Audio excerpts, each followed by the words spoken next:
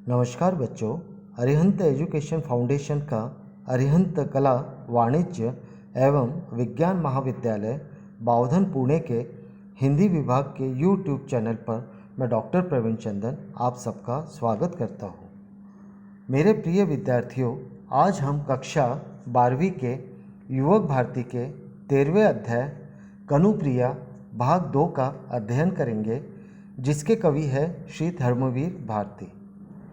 पिछले भाग में हमने पाठ और लेखक के बारे में संपूर्ण विस्तृत जानकारी प्राप्त की है। अब हम आगे बढ़ते हैं। इसके पहले भाग में हमने लेखक परिचय, कृति परिचय और पृष्ठभूमि के बारे में पढ़ लिया है। आज हम इस दूसरे भाग में इतिहास भाग के अंतर्गत आने वाले सर्ग, सेतुमय, अमंगल छाया, एक प्रश्न और शब्द अर्थहीन के बारे में जानकारी लेंगे। आज इनकी व्याख्या और स्पष्टीकरण समझेंगे। कनुप्रिया का अर्थ है कृष्ण की प्रेमिका। हम सब जानते थे कि राधा जो गहन चिंतन करती है, उसके गहन चिंतन के पीछे कोई संदेश या कोई शंका या जिज्ञासा नहीं है। वह भावनात्मक स्थिति में तन्मयता में पहुंच जाती है, मतलब भावनाओं में पहुंच जाती है और चिंतन में पड़ जाती है। यह समझ लेना आवश्यक है, नारी के अनेक रूप होते हैं। राधा की भी यही पीड़ा व्यक्त हुई है। राधा और कृष्ण की प्रणय गाथा शाश्वत है। हम सभी लोग जानते हैं कि इसका कोई आरंभ या अंत नहीं है। इस पर असंख्य रचनाएं लिखी जा चुकी है और भी लिखी जाएगी। उनमें कौन सी अच्छी है, यह प्रश्न असंगत है। प्रत्येक रचना अपने आप में रचयिता की भावना का दर्पण होती है और उसे प्रस्तुत करती है। जो रचनाकार साहित्यकार होते हैं, उनकी छवि उन रचनाओं में स्पष्ट रूप से दिखाई देती है। धर्मवीर भारती जी की कनुप्रिया भी अपने कवि की भावनाओं का सजीव चित्र है। यह उनकी सोच की छाप स्पष्ट रूप से दिखाई देती है। इसमें राधा केवल समूर्त नारी नहीं, किंतु नारी के अनेक रूपों का एक समन्वय है। राधा की भावनाओं का मार्मिक चित्रण है। राधा शक्ति है। वह अपनी मानवीय चेतना में सीमाओं से परिचित है। उसे पता है कि कृष्ण भगवान है और वह एक पार्थिव शरीर, और कृष्ण अपने कर्तव्यों को पूर्ण करने के लिए पृथ्वी पर अवतरित हुए हैं। अपना कर्तव्य समाप्त करके उन्हें विष्णु लोक वापस जाना है, और जहाँ राधा की पहुँच नहीं है। राधा के मन में यही एक प्रश्न है जो उसे सदैव कचोटता है। नारी और नारायण के बीच की यह दीवार क्या टूट सकती है? बिल्कुल नहीं। अर्थात इन सब चीज़ों पर आपको चर्चा करना है।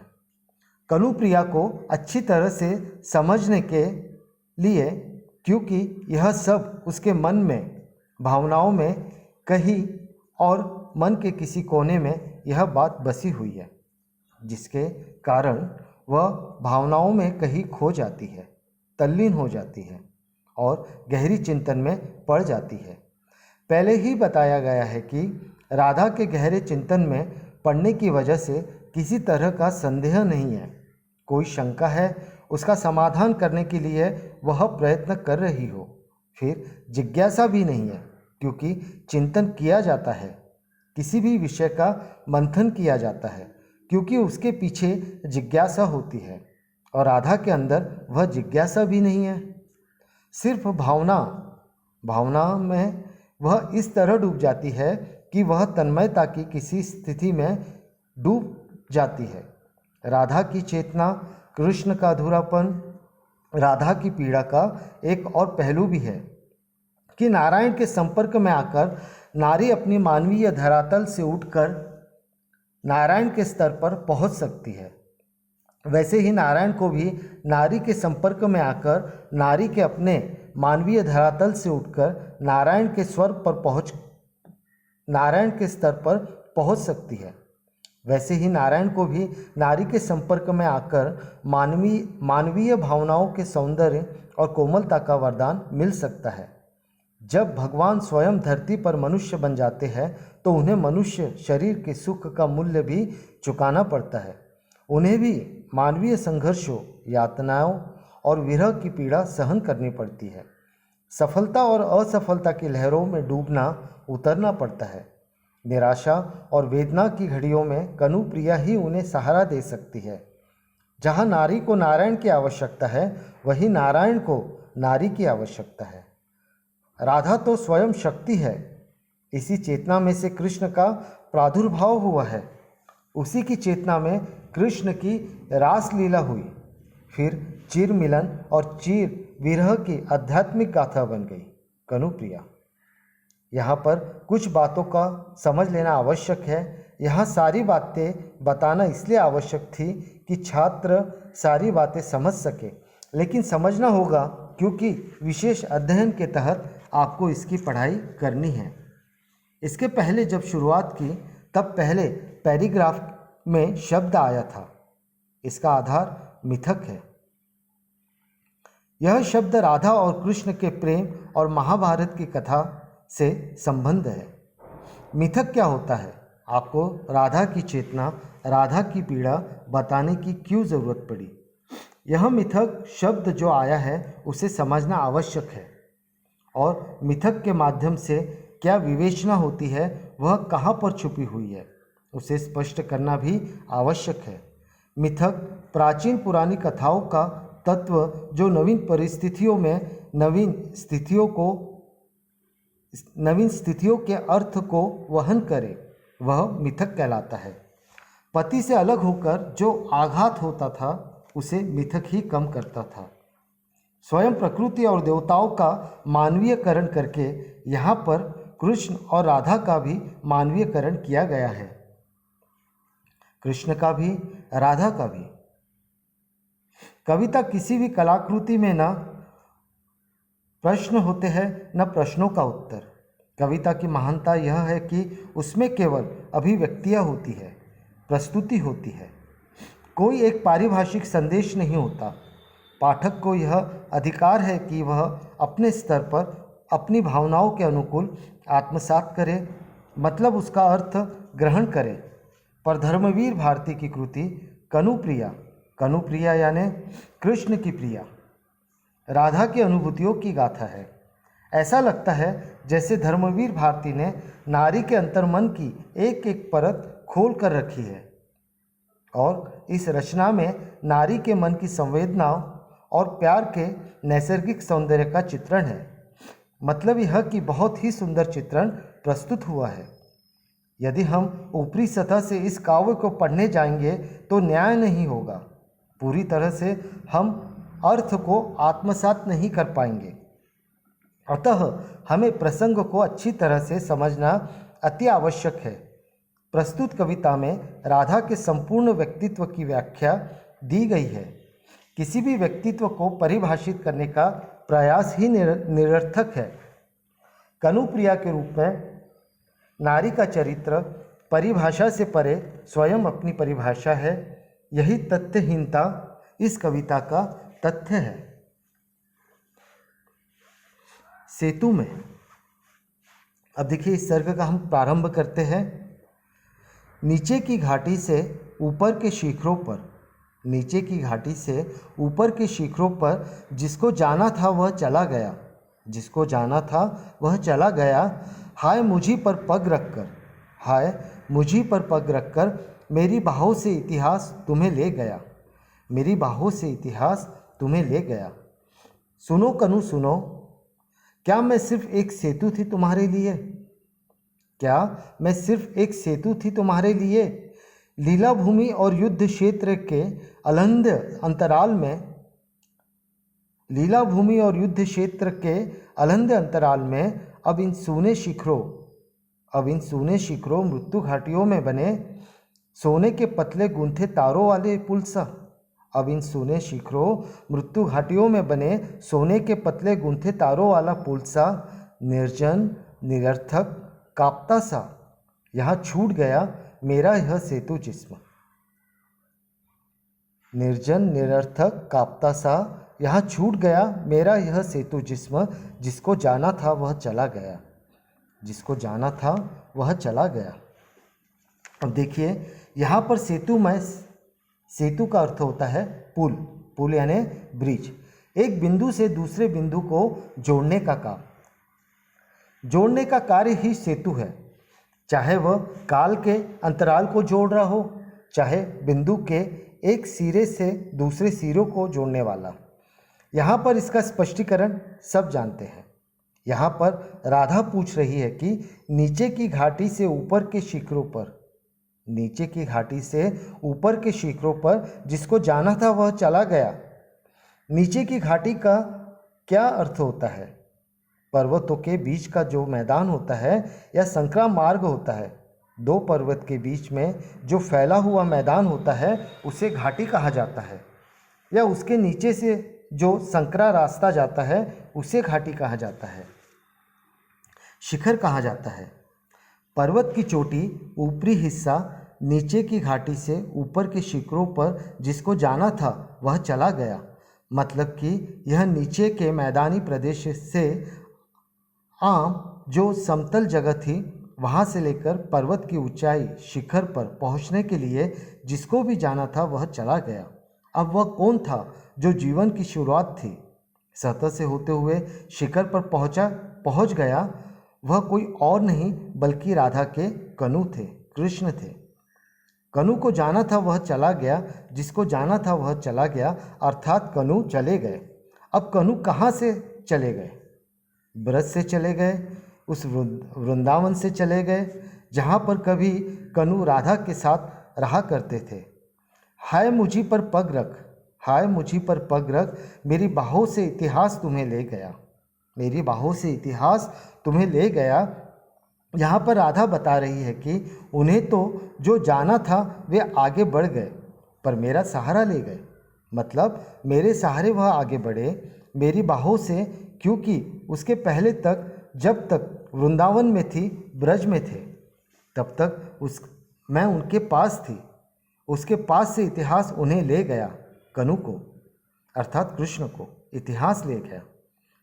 किससे दूर ले गया? राधा से दूर, कनु प्रिया से दूर। अब यह इतिहास क्या है? वीर गाथा, महाभारत या विगत काल की जो घटनाएं थी वह ले गए। घटनाओं का जो क्रम होता है वह इतिहास होता है। जो वीर गाथा है, महाभारत को भी हम इतिहास कह सकते हैं, इतिहास है। अर्थात यहाँ पर इतिहास है जो कृष्ण को राधा से दूर ले गया। सुनो कनु, हे कृष्ण सुनो, सिर्फ सुनो। क्या मैं सिर्फ एक सेतु थी तुम्हारे लिए? क्या मैं सिर्फ एक पुल थी जो सिर्फ जाने का ही एक माध्यम थी तुम्हारे लिए? एक जाने का माध्यम ही थी तुम्हारे लिए। लीला भूमि और युद्ध क्षेत्र के अलंग अंतराल में, लीला भूमि जहाँ पर जो है प्रेम लीला करती थी, बचपन में हम खेलते थे, कूदते थे, रंग रेलियाँ करते थे, नाटक करती थी, और युद्ध क्षेत्र इसके अलंग अंतराल में, अलंग यानी दुर्गम जिसे पार न किया जा सके, अंतराल यानी बीच की दूरी। लीला भूमि से लेकर युद्ध क्षेत्र के बीच की जो दूरी थी वह पार करना संभव नहीं था, वह दूरी पार करना संभव नहीं था। फिर भी उस दूरी को कनु ने अर्थात कृष्ण ने पार कर लिया, राधा के सहारे ही, राधा के बदौलत ही, जो कि लीला भूमि से लेकर युद्ध क्षेत्र के बीच में का कार्य तक उनका सहायक बनी थी। राधा अर्थात राधा के सहारे ही कृष्ण उस अलंग अंतराल को ही पार कर गए थे। ऐसी जगह को, ऐसे अंतराल को, ऐसी दूरी को भी उन्होंने आसानी से पार कर लिया क्योंकि उन्हें राधा का सहारा मिला। अब शिकायत है राधा को, अब इन सूने शिखरों और मृत्यु घाटियों में बने सोने के पतले गुंथे तारों वाला पुल सा, निर्जन निरर्थक कांपता सा यह छूट गया मेरा यह सेतु, जिसमें जिसको जाना था वह चला गया। अब इन शिखरों मृत्यु घाटियों में बना यह पुल वह अपने आप को पुल के रूप में मान रही है क्योंकि उनके सहारे ही कृष्ण उन शिखरों तक पहुँचे हैं। अब क्या कह रही है कि शिखरों और मृत्यु घाटियों में बने सोने के पतले गूंथे तारों वाला पुल सा, यहाँ पर राधा के शरीर की तुलना सोने के पतले गूंथे तारों से की गई है। वह वहाँ पर अकेली पड़ी है, निर्जन, जहाँ पर कोई ना हो। निर्जन का अर्थ होता है जहाँ पर दूसरा कोई ना हो, सुनसान इलाका हो, निरर्थक, बिल्कुल बेकार, जिसका कोई अर्थ ना हो। तो यहाँ पर जो है कनु के बिना जो शरीर रूपी पुल है, कृष्ण के बिना वह शरीर, राधा का जो शरीर है, पुल का प्रतीक था। उनके लिए पुल जैसा कार्य किया, उस समय सहारा बना, उनको जो है लीला भूमि से लेकर युद्ध भूमि के बीच की दूरी को तय करने में सहायता प्रदान की। अब वह अकेली है, निर्जीव सी, जहाँ पर कोई नहीं है, सुनसान। अब वह उन्हें एकदम निरर्थक लग रहा है, बेकार सा लग रहा है, जिसकी कोई उपयोगिता नहीं है, जिसका कोई अर्थ नहीं है, और वह काँप रहा है, कंपन सा। छूट गया है उनका शरीर, कप कपासा रह गया है, निर्जीव सा। अब उसमें पहले जैसा जोश उमंग नहीं है, और जिसको जाना था वह तो चला गया, लेकिन राधा का जो सेतु रूपी शरीर था, वह शरीर जिसने सेतु का कार्य किया था, वह एकदम सा निर्जीव हो गया। जबकि उनका साथ छोड़ गए कनु आगे बढ़कर दूर चले गए। यहाँ पर कवि धर्मवीर भारती जी ने राधा के माध्यम से कृष्ण के बदले हुए स्वरूप पर उल्हाना भरी उनके संवाद को प्रस्तुत किया है, जिसमें राधा कहती है कि हे कान्हा, इतिहास के बदलते हुए इस स्वरूप करवट ने तुम्हें युद्ध का महानायक बना दिया, लेकिन हे कनु, इसके लिए तो बलि मेरी ही चढ़ी है, इसके लिए तो बलि मेरी ही चढ़ी है। तुम भले ही महानायक बन गए हो, सफलता के शिखर पर तुम पहुंच गए हो, लेकिन उसमें भी सहायक मैं ही बनी। मेरे हिस्से पर पैर रख के तुम आगे बढ़े, लीला भूमि से युद्ध भूमि तक का सफ़र भी तुमने मेरे सहारे ही किया, अर्थात ईश्वरीय स्वरूप तुमने धारण किया, लेकिन उसके पहुँचने तक की दूरी तुमने मेरे ही सहारे प्राप्त किया। इतना ही नहीं, हे कनु, तुमने तो मेरे प्रेम को साथ न मानकर उसे श्रेष्ठ ही नहीं समझा, मेरे प्रेम को महत्व नहीं दिया, उसे तो सिर्फ साधन मान लिया और साधन मानकर उसका उपयोग किया। उपयोग करने के बाद जब आपका काम निकल गया, आपका उद्देश्य पूरा हो गया, तो आप साथ छोड़ गए, क्योंकि आपके लिए मेरा प्रेम साध्य नहीं है, आपके लिए मेरा प्रेम श्रेष्ठ नहीं है। अगर वह प्रेम श्रेष्ठ रहा होता तो तुम मुझे छोड़कर आगे नहीं जाते थे। राधा वहाँ पर अपने आप को अकेला सा पा रही है, वह निर्जीव सी हो गई है। कृष्ण के बिना वह अपना जीवन निरर्थक और बेकार सा प्रतीत पा रही है। उसे अपना शरीर निर्जीव सा लग रहा है, कांपता सा प्रतीत हो रहा है। कृष्ण जी ने अर्थात कनु ने राधा के प्रेम को श्रेष्ठ नहीं माना और वह उसे छोड़ करके चले गए। मुझे पूरा विश्वास है कि सेतु सर्ग का पूरा भावार्थ और स्पष्टीकरण आप लोगों को अच्छे से समझ में आ गया होगा। अब हम आगे बढ़ते हैं। अगला सर्ग है अमंगल छाया। घाट से आते हुए कदम्ब के नीचे खड़े कनु को, घाट से आते हुए कदम्ब के नीचे खड़े कनु को ध्यान मग्न देवता समझ प्रणाम करने, ध्यान मन देवता समझ प्रणाम करने। आज राह से तू लौटती थी बावरी, आज राह से तू लौटती थी बावरी, आज उस राह से ना लौट, आज उस राह से ना लौट। उजड़े हुए कुंज रौंदी हुई लताएं, उजड़े हुए कुंज रौंदी हुई लताएं, आकाश पर छाई हुई धूल, क्या तुझे यह नहीं बता रही, आकाश पर छाई हुई धूल क्या तुझे यह नहीं बता रही कि आज उस राह से कृष्ण की 18 अक्षिणी सेनाएं युद्ध में भाग लेने जा रही है, कि आज उस राह से कृष्ण की 18 अक्षौहिणी सेनाएं युद्ध में भाग लेने जा रही है। इस सर्ग की व्याख्या और स्पष्टीकरण को हम अगले भाग में जान लेंगे और यह आशा करता हूँ कि आप सब लोगों को अभी तक के सभी सर्ग समझ में आ चुके होंगे। धन्यवाद।